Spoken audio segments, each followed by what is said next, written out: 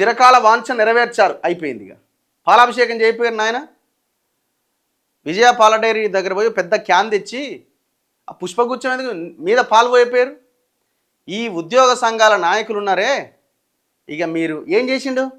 ఉద్యోగులకు పెన్షనర్లకు ప్రకటించిన ఆరోగ్య బీమా పథకాలు చరిత్రలో నిలిచిపోతాయట. ఏందో నాకు అర్థం కాదు. ఇంత ఘోరంగా ఉన్నారేందే ఉద్యోగ సంఘాల నాయకులు? చరిత్రలో నిలిచిపోయేది ఏందండి? ఇప్పుడు కేసీఆర్ హయాంలో ఈహెచ్ఎస్ అని పెట్టిండు, ఎంప్లాయీస్ హెల్త్ స్కీమ్. దాని ఉద్దేశం ఏంది? సేమ్ ఇదే క్యాష్లెస్ వైద్యమే కదా. మరి ఎందుకు నిర్వీర్యమైంది? ఎక్కడైతే ఉద్యోగులు ట్రీట్మెంట్ కోసం వెళ్తే ఆ కార్పొరేట్ హాస్పిటల్కి కట్టాల్సిన బకాయిలు డబ్బులు పెండింగ్లో ఉండడంతో ఆ స్కీమ్ నిర్వీర్యమైంది. ఇప్పుడున్న స్కీమ్ కేవలం ఇంట్రడ్యూస్ చేసిండు అంతే, ఇంకా అది అమలు కాలే, ఇంకా అమలు స్టార్ట్ కాలే. ఇది అమలే కాలేదు. మళ్ళీ ఇందులో ఎంప్లాయీస్ సంబంధించిన బేసిక్లో 1.5% వాళ్ళ జీతం నుంచి కట్ అవుతుంది. ఇది ఇంకా అమలే కాలేదు, ఇంకా అసలు అడిగే ముందుకు పడలేదు, పోయి అప్పుడే పుష్పగుచ్చం ఇచ్చారు. మీరు ఉద్యోగులకు సంబంధించిన పెన్షనర్లకు సంబంధించిన కామెంట్ పెట్టండి ఎవరైనా ఉద్యోగులు ఉంటే. మీ ఉద్యోగులు పెన్షనర్లకు సంబంధించిన బకాయిలు 1000 కోట్లు పెండింగ్ ఉన్నాయి. పిఆర్సీలు, డిఏలు ఇవి ఏవి ఇంకా అమలే కాలే. 1000 కోట్ల రూపాయలు ఇంకా రావాల్సి, వాటి కోసం కొట్టాడాల్సింది పోయి మళ్ళీ పోయి పుష్పగుచ్చం చేతిలో పెట్టిరు. విజయ డైరీకి పోయి ఒక పెద్ద పాల డబ్బా తెచ్చి మీద పోయిరు. అయిపోయిగా ఎవరో ఒకరికి సార్ నేను వచ్చిన సార్, మళ్ళీ మీరేం నన్ను ఇబ్బంది పెట్టొద్దు, మేము మీ పక్షాన్నే ఉన్నామని చెప్పే ప్రయత్నం ఇది. మళ్ళీ తెల్లారి ఓ ధర్నా అయిపోయింది. ఆ ధర్నా కూడా వీళ్ళకి చెప్పే చేస్తారు వీళ్ళు. ఆ ధర్నా కూడా సార్ ప్లీజ్ రేపు ఇందిరా పార్క్ దగ్గర ధర్నా అనుకుంటున్నాం సార్, ఎంప్లాయీస్ నుంచి బాగా ప్రెషర్ ఉంది, ఏం చేయలేకపోతున్నాం అంటే, సరే పెట్టురు కానీ ఇక మీరు అంత ఆగమాగం చేయకు, నా మీద ఎక్కువ తక్కువ మాట్లాడొద్దు, కొంచెం సాఫ్ట్గా మాకు తెలిసిందే కదా సార్ అని చెప్పి ఏదో పాలిష్డ్గా మాట్లాడతారు, అయిపోతారు ధర్నా. ఈ ఉద్యోగ సంఘాలు చేసే ధర్నాలన్నీ కూడా ఏ గవర్నమెంట్ అధికారంలో ఉంటే ఆ గవర్నమెంట్ ఆయన చేయమంటే ధర్నా, లేకపోతే లేదు. మనం అనుకుంటాం ఉద్యోగులు అబ్బా మా నాయకులు ఎంత గట్టిగా కొట్లాడుతున్నారు అని, అంత ఉత్తదే.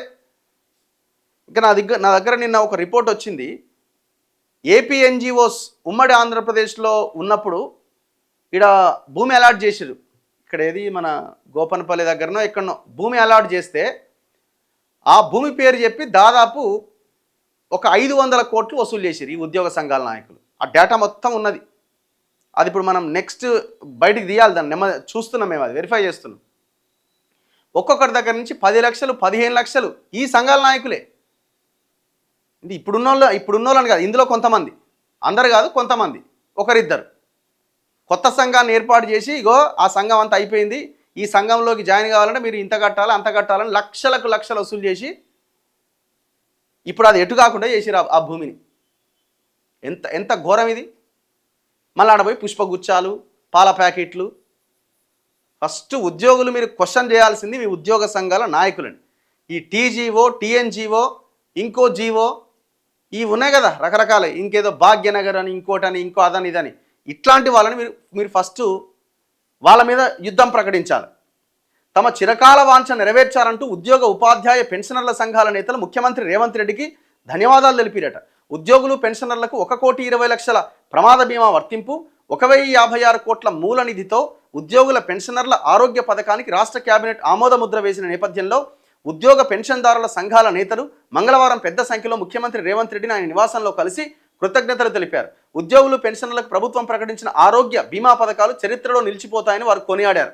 ఇప్పుడు మీరు వన్స్ పుష్పగుచ్చం ఇచ్చిన తర్వాత రేపు పొద్దున మీ బకాయిల గురించి మాట్లాడే ఆలోచన మీరు చేస్తారా? తెల్లారి నుంచి చెప్పండి ఒకసారి.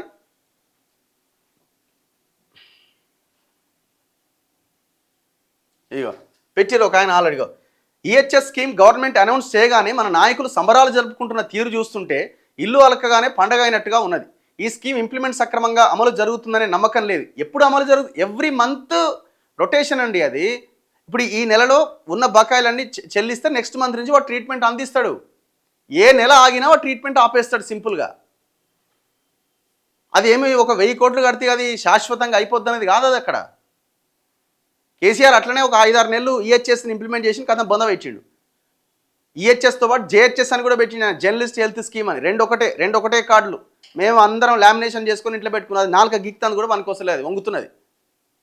దేనికి పనికిరాదు అది. ఒక్కసారో 2 సార్లు ఒకసారి నేను దాని నుంచి 20,000 30,000 ఏదో అయినట్టుంది. ఇక మళ్ళీ పోతే కథ ఎక్కడదా ఈ స్కీము ఎప్పుడో పోయింది అని అన్నారు.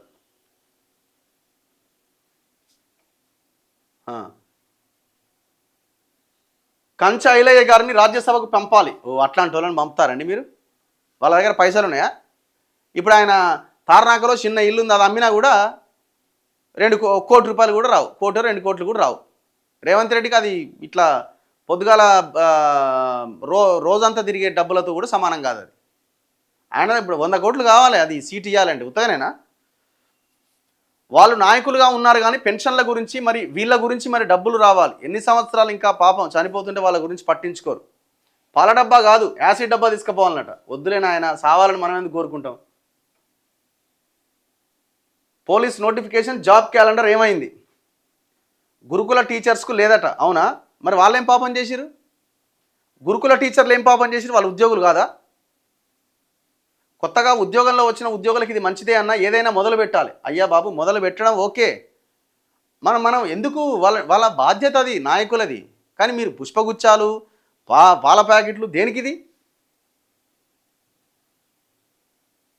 రఘు గారు, తెలంగాణ ఈహెచ్ఎస్ బాగలేదు, ప్రతి ఉద్యోగి నుంచి 1.5% వసూలు చేస్తున్నారు, ఇది సరైంది కాదు.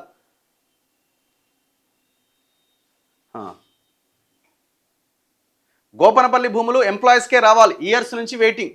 అందులో 100 కోట్లు వసూలు చేసినట్టు కదా ఒక బ్యాచ్, 100 కోట్లు వసూలు చేసినట్టు ఒక సంఘం. నాయకులు ముంచుతున్నారు ఎంప్లాయీలని. సంజయ్ కుమార్ అని మోసం చేసినట్టు. ఏం మోసం బ్రదర్? నీ పేరే అన్నోన్ అని ఉంది, ఏం 2 కోట్ల స్కామ్ ఏం చేసిండు? పోత ఊరో రేవంత్ అట. ప్రజల కోసం ప్రశ్నించే గొంతులను అరెస్ట్ చేస్తా ఏ ప్రభుత్వం అయినా కాలగర్భంలో కలిసిపోవడం ఖాయం అన్న ఆర్టిజన్స్ గురించి మాట్లాడండి. రోజు ఒకరు చనిపోతున్నారు ఖచ్చితంగా.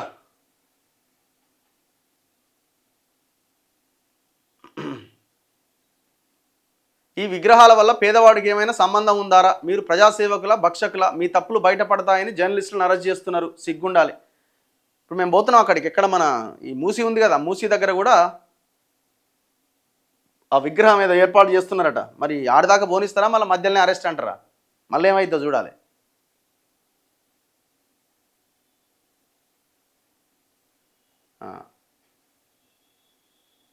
ఖమ్మం సంఘటన లాంటివి పూర్వంలో ఉన్నందుకే అప్పుడు అందరూ నక్సలైట్ బాట పట్టిరు, వాస్తవమే కదా.